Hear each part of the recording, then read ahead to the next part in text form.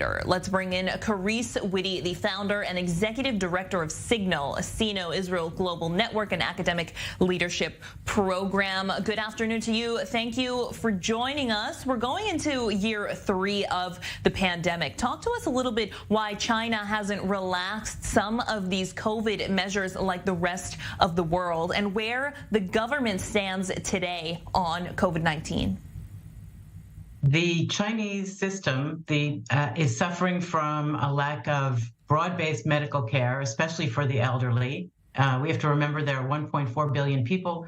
Still, at least 400 million are in the rural areas, and they are unable to get the necessary medical care that a COVID outbreak might create.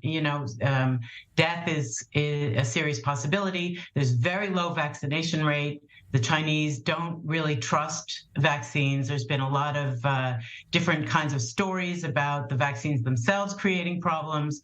So you have low-level vaccination. You also have a questionable effectiveness of the Chinese vaccinations.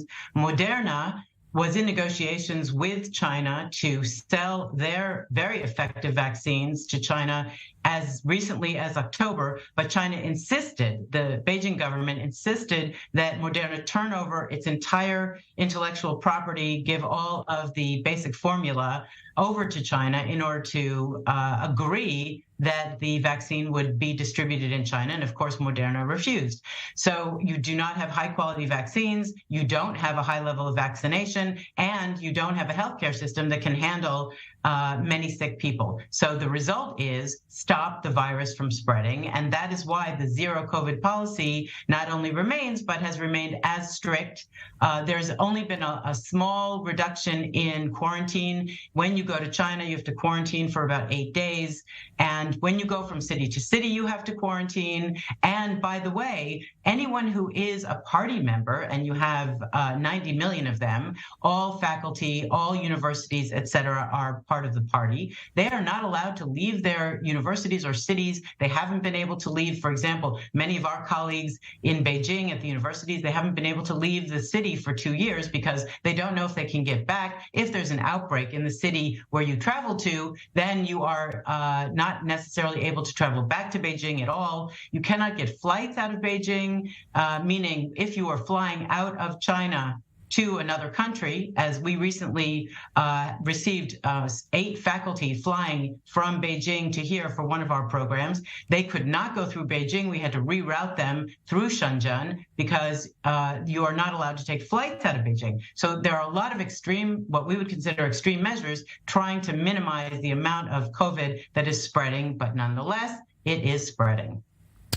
There's just some pretty unprecedented protests. I mean, the images coming out of them are quite shocking. How has the government responded to these recent waves of protests? And can we actually expect these protests to lead to anything?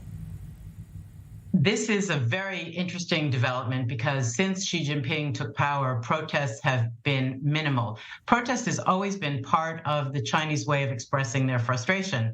But under his rule, he has continued to centralize power, arrogate a tremendous amount of power to himself. As we know, he received an unprecedented 3rd term as leader of China since Deng Xiaoping created a multi-person collective leadership system over 40 years ago. And he has cracked down on corruption to such a level that it is very difficult for protests to take place. A few months ago, there were protests regarding people who could not withdraw money from their banks. And the COVID green-red tracking on everyone's phone was able to prevent them from accessing transportation in order to protest. And that was used. And so therefore, what we are seeing now is really unusual and unexpected. How will the government handle it?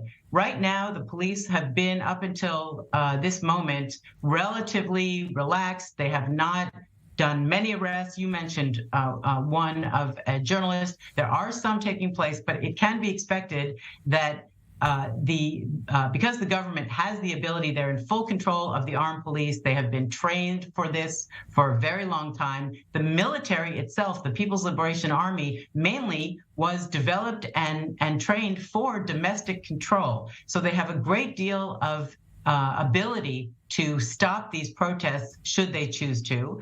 And there is an expectation that that is what will happen if these protests continue in the coming days and weeks, that the crackdown will take place.